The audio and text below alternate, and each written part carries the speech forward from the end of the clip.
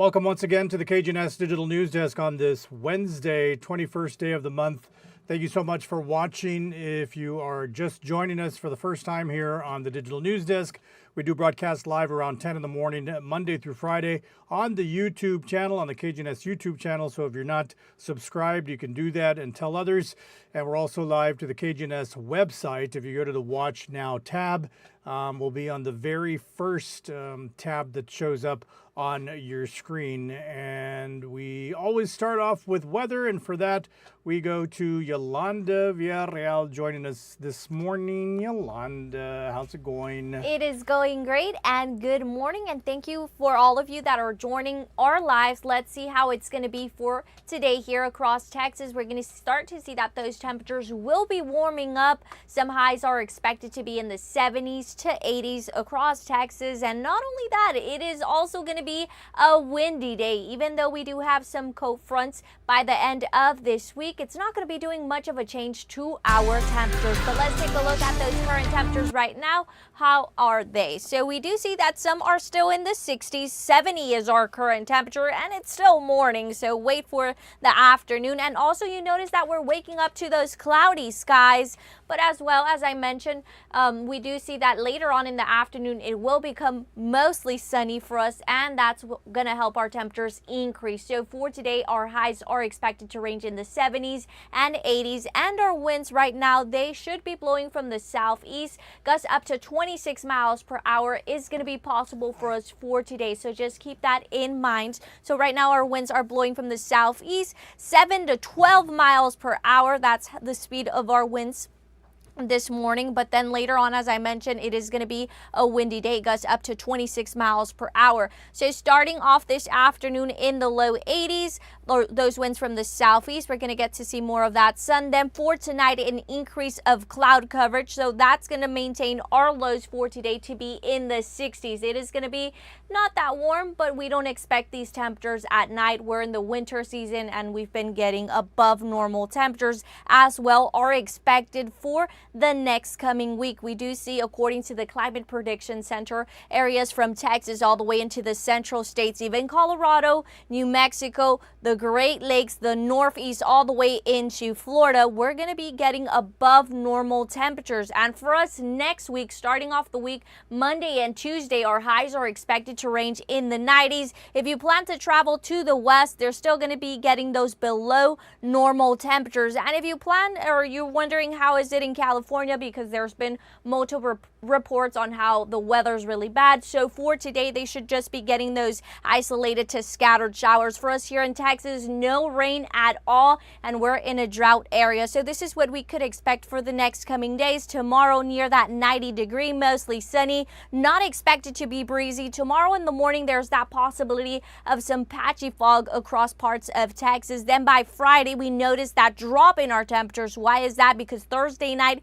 into Friday, we have a weak front, and that's going to help our highs drop for Friday and Saturday in the upper 70s to low 80s, and also our lows in the 50s. But then once again, by Sunday, we notice that our high increases, and who's held responsible for that? That would be the return of those southeasterly winds, the moisture that is coming from the Gulf of Mexico, and that's going to help our temperatures increase once again. For Monday and Tuesday, we do see our highs ranging in the 90s with breezy conditions. Saturday and Sunday, I want to go back to those days because there's going to be outdoor events. On Saturday, the LC Fun Fest, it is going to be breezy if you're going to be out there, but the temperature looks very nice. And then for Sunday in the morning, I know many of you are going to be trying to look for a spot to go for the air show. So in the morning, just wear your jackets. We're going to be in the upper 50s. And then later on in the afternoon, it will be mostly sunny, and our highs would be near that 90-degree.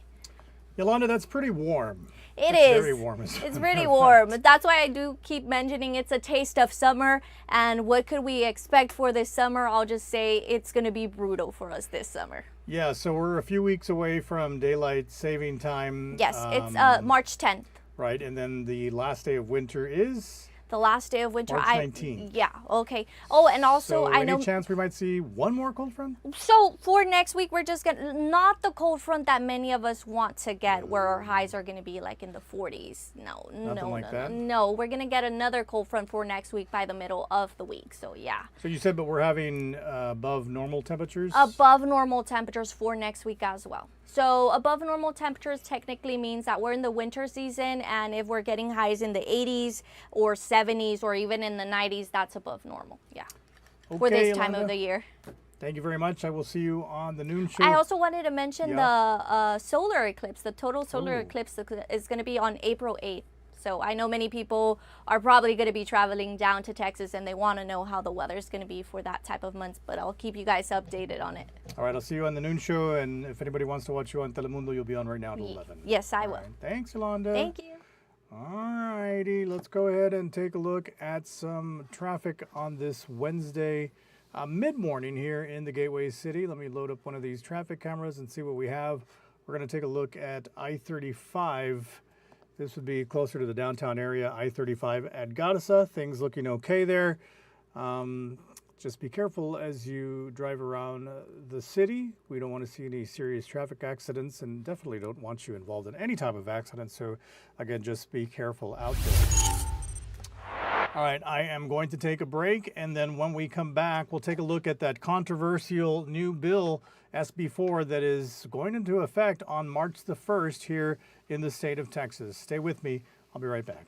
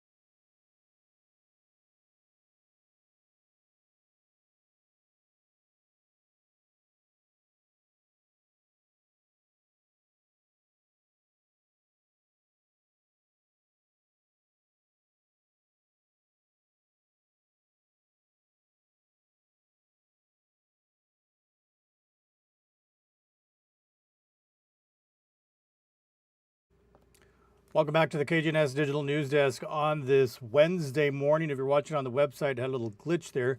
We should be good to go now. If you're watching on YouTube, thanks for sticking around through the break. Well, we are days away from a new Texas law going into effect, several Texas laws, but one of them is mixed with controversy.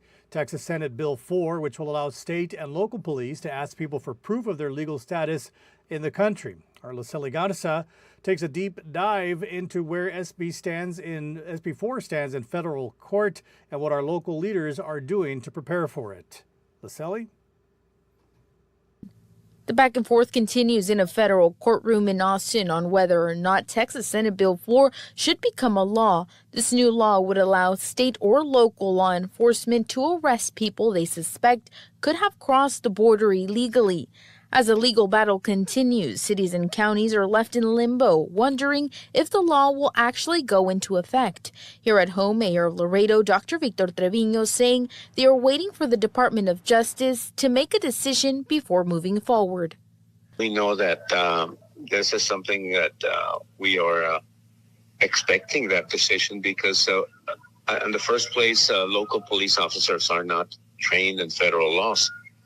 And this is quite a little bit worrisome. We have to be given guidance to which law will be followed, and that's a reason we have to wait for the federal court. A December 4th interview with KGNS News, Chief of Laredo Police Miguel Rodriguez said, quote, "We need to talk to a legal team and find out exactly what it is we can do and what we cannot do to avoid any issue on that. And third and last, I can say that the communication with the community as to what is going on is going to be key with anything they're implementing, especially since we don't want them to feel threatened by the police department that they are going to be deported for any kind of issue," end quote. On the other hand, we reached out to the Webb County Sheriff Martin Cuellar about SB4. He reiterated, as a Texas peace officer, they have to enforce the law. Also saying in part Texas County jails will have more people if this law is passed. Many cities and counties around the state of Texas are preparing for SB4 to go into effect on March 5th.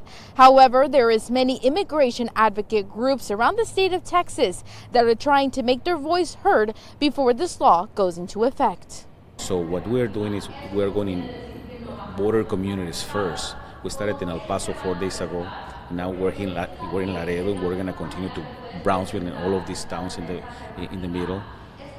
Teaching people about the constitutional rights, how SB4 is going to affect their family, but also how to resist. I mean, and in this case, we're teaching people the First, the Fifth, the Sixth Amendment rights that they can use if they are encountered with these officers, police officers, asking for immigration papers. As of now, SB4 is supposed to go into effect on March 5th. For KGNS News, I'm Liseli Garza.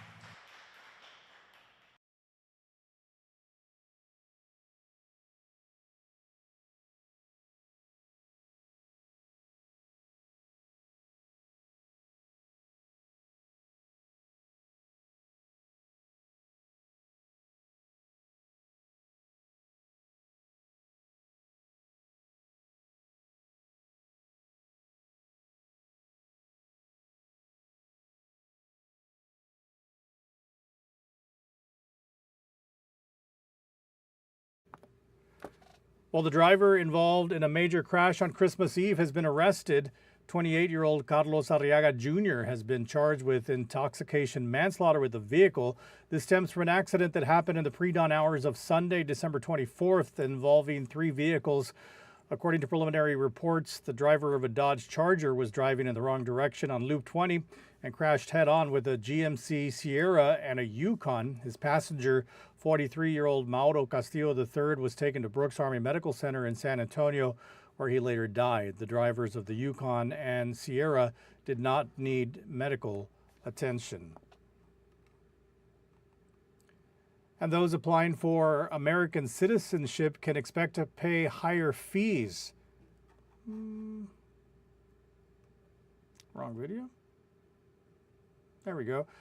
Those applying for American citizenship can expect to pay higher fees on April the 1st. The cost of the application to naturalize will climb about 19%. The cost of a green card, the first step to citizenship, will jump as well. According to the Office of Homeland Security, more than 9 million permanent residents in the U.S. qualified to apply for citizenship. The naturalization application form is called an N-400, and it costs $640 for the paper application or $725 with the fingerprint fee. The cost of both jumps to $760 on April the 1st. Immigration attorneys are urging all who are planning to apply for citizenship to consider submitting an application before costs rise.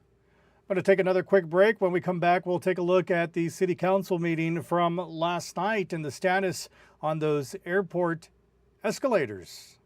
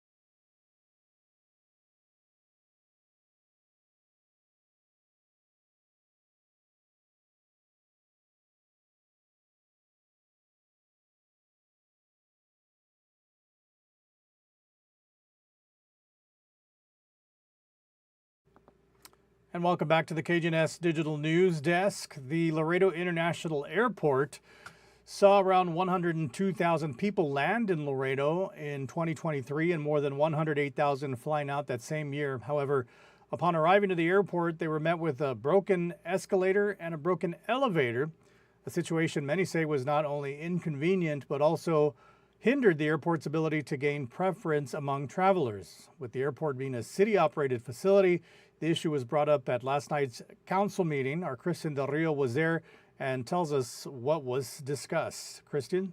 Whether it's a long or short distance, thousands of Americans opt to travel by plane. Airports across the nation work to offer the best experience to travelers. Here in Laredo, a broken down escalator and elevator left some travelers unhappy. That's why Council Member Dr. Tyler King wants to talk about the issue. King says the elevator and escalator have been breaking down off and on since 2022. Currently, they are working, and King says that has a lot to do with people bringing attention to it. Finally, and right now we have a working escalator. However, he still wants to know why it took so long, so he placed the issue on Tuesday's City Council meeting. Before the meeting, KGNS spoke with Gilberto Sanchez, Laredo's airport director. Sanchez says the reason for the repair delays were because of a company's agreement. We have a citywide contract that was kind of holding us back a little bit.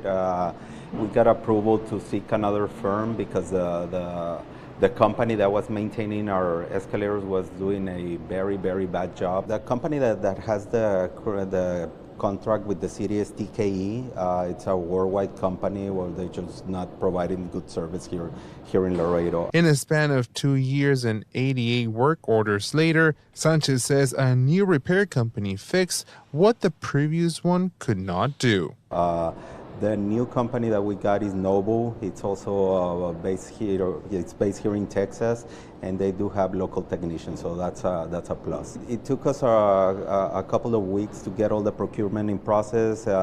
They were here last week troubleshooting, and they came in yesterday and fixed it. On Tuesday night, Sanchez gave the same explanation in front of council as to why there were delays. Ultimately, council voted to take legal action against the original company, remove their contract, and find new bids to take over the contract. This year we bought new escalators, but it takes about a year and a half to get here. So the problem was already being addressed. It's just that at that particular moment when that post on Facebook went viral, it was just the perfect storm. Sanchez says there is a permanent fix coming soon, with new escalators expected to be installed by mid-2025. Ultimately, at last night's meeting, it was explained that it was the fault of a maintenance company that did not fulfill repair requests, and the city is looking into legal action.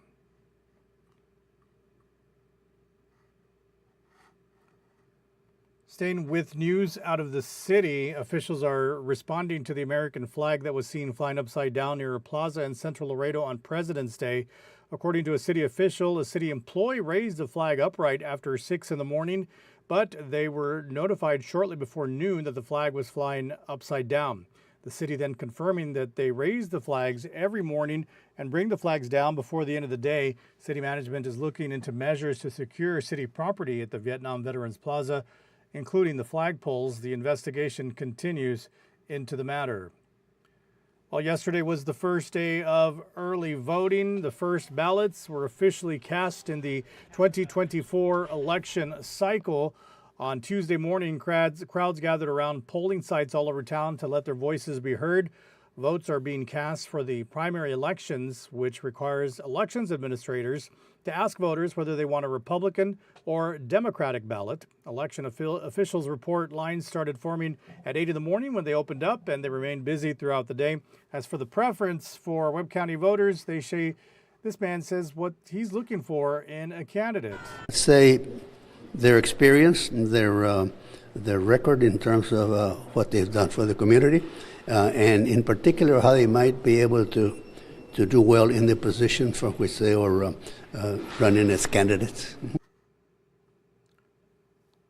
Well, Well, just a reminder that curbside voting is also available. All you need to do is park in the designated spot and call the number you see on the sign. An elections officer will then take the ballot to you. We head to El Cenizo as they receive a very generous donation of books for their library. Laredo Next Generation Rotary Club collected 14,000 books in 2 months with help from Laredoans. Originally, the library only housed about 4,000 books.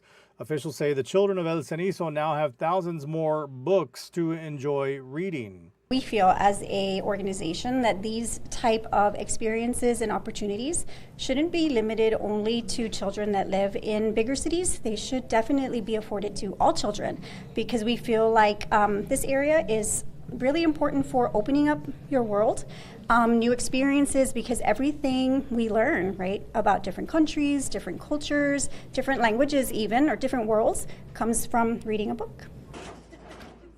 Well, with this donation, library officials say they'll be replacing some of the old torn books at the library, along with adding the accelerated reading books. For more information on donating books or becoming a member of the New Generation Rotary Club, you can contact them. Again, that's the New Generation Rotary Club here in Laredo.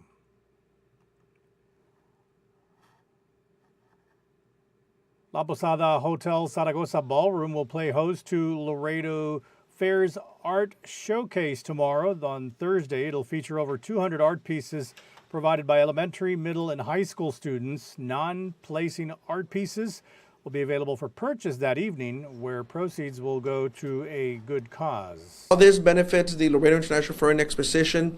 All of the money that's collected at the auctions goes back to the children so that they can continue with their livestock projects or the different projects that they engage with. We have canning, baking, sewing, art, ag mechanics, different opportunities for the students to engage in. Well, the event is free and open to the public, and it starts at 4 in the afternoon and it goes through 8 in the evening. Okay, that's all I have for now. We will take one last look at traffic on this late Wednesday morning. Let's take a look at Loop 20 at Shiloh. There we go. Not a whole lot happening on the loop. Just be careful out there as you make your way through town on this Wednesday. Telemundo en tu Casa is coming up at 11 o'clock this morning. I will see you on KGNS News at noon, and then we've got all of our afternoon newscasts in both English and Spanish live from the KGNS studios here at 222 Bob Bullock Loop. Thanks for watching the Digital News Desk. I'll see you mañana. Have a blessed rest of your day.